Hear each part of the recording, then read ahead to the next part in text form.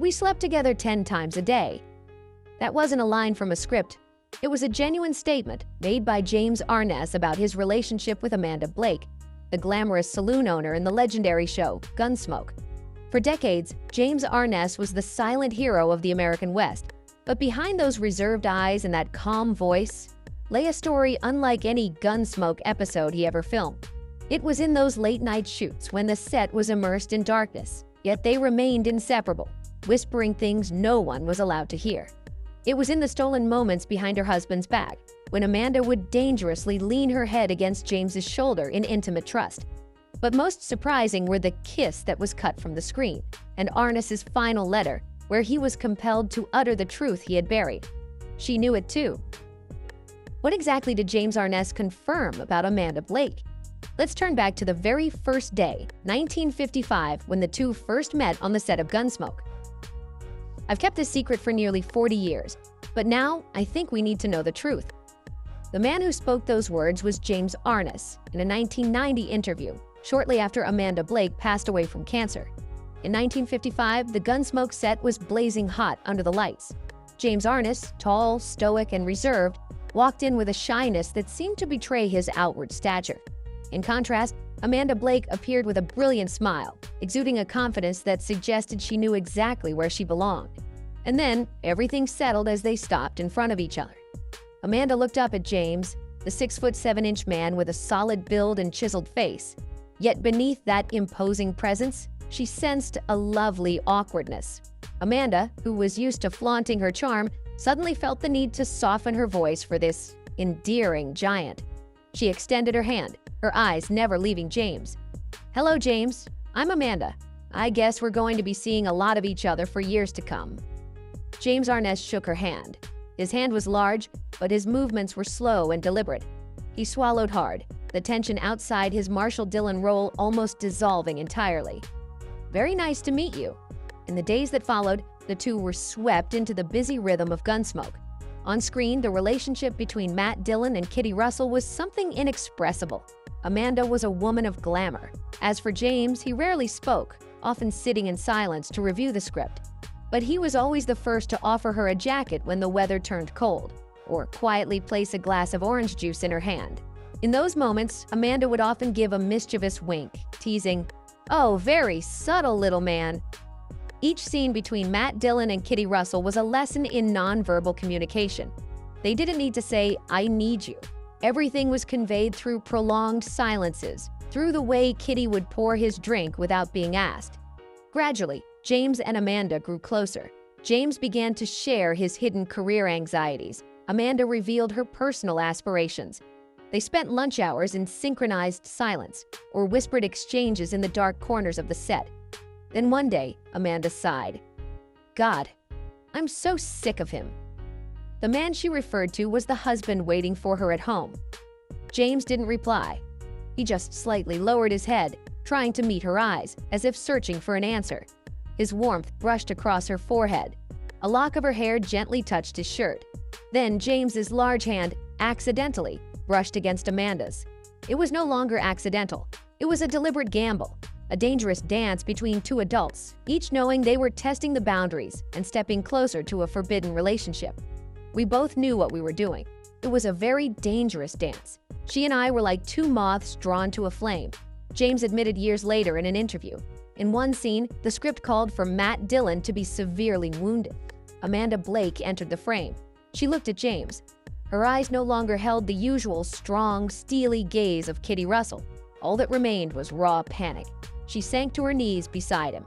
When her trembling hand reached out to touch the fake wound on his chest, it was a fear that felt entirely real. She was genuinely trembling as she touched James's simulated injury. And then, the strange thing happened. James, who always appeared as an unwavering rock in the dusty West, unexpectedly softened under her touch. He was no longer the immortal Marshall Dillon. He was a man lying still, entrusting his very life to the woman before him. All the restraint he had so meticulously built up suddenly melted away. Their eyes met. It was a long look, filled with tenderness and an unspoken promise. It was a silent vow. "I am yours." That gaze lasted longer than any other shot, making time seem to stop. When the director yelled, "Cut," The whole set was silent. No one moved. The emotion was too vivid. They had touched true feeling through their roles. They had used the guise of Matt and Kitty to speak the truth that James and Amanda never dared to face in real life.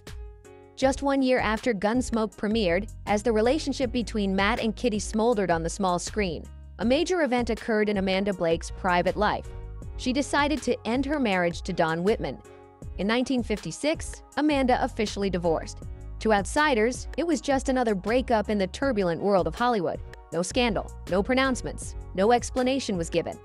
Amanda remained silent, as if it were just a small chapter closing. But years later, in a rare interview, James finally admitted what they had both never spoken aloud. "I never thought she would go that far. It made me feel like a terrible person."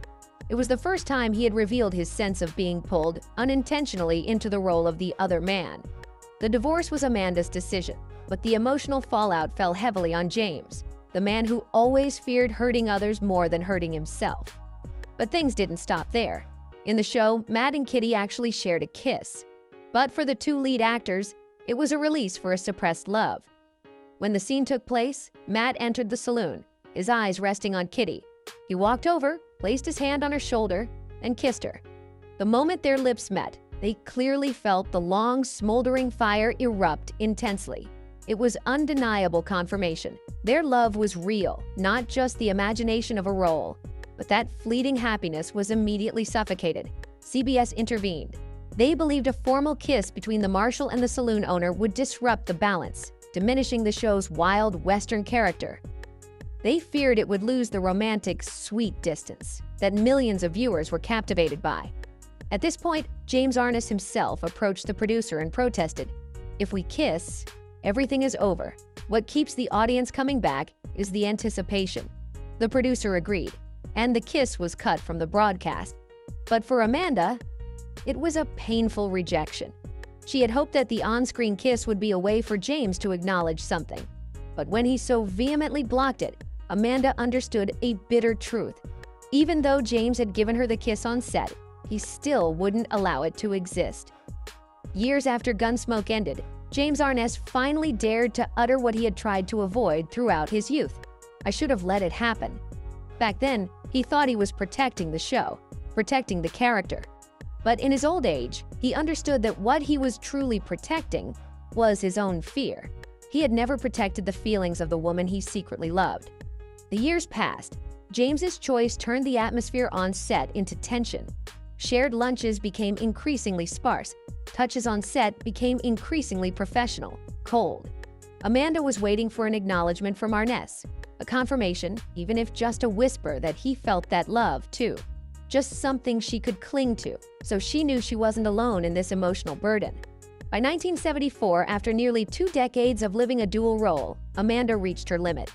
She realized that no matter how deeply she loved James, she couldn't continue living in a play where she was the lead actress but had no complete ending.